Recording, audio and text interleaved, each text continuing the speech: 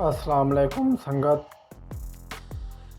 PSL की update यह है कि 4 टीमां प्लेऑफ क्वालीफाई कर चुके हैं, जिहदे पेशावर ज़ल्मी पहले नंबर ते, इस्लामाबाद यूनाइटेड दूजे नंबर ते, मुल्तान सुल्तान त्रीजे ते, हैदराबाद किंगमैन जिहदा चांस ही कहना और टॉप 4 पहुँच गई है। 28 तारीख को कल पेशावर ज़ल्मी इस्लामाबाद का मैच है, ठीक 7 बजे। 29 को मैच है मुल्तान सुल्तान हैदराबाद किंगमैन का। भला उनके बाद एक को वाला मैच है जी पहली ते दूजी खेड सन, उनके जी हार वे सी वो इंतज़ार करे सी।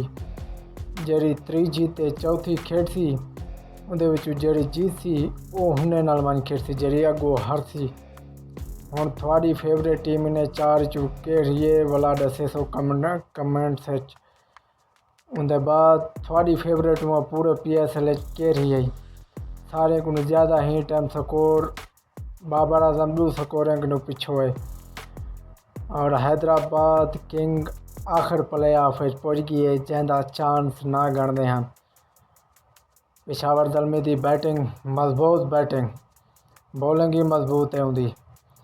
इस्लामाबाद यूनाइटेड बैटिंग पावर रखती है, लेकिन बॉलिंग थोड़ी कमज़ोर है पेशावर ज़ल्मी की।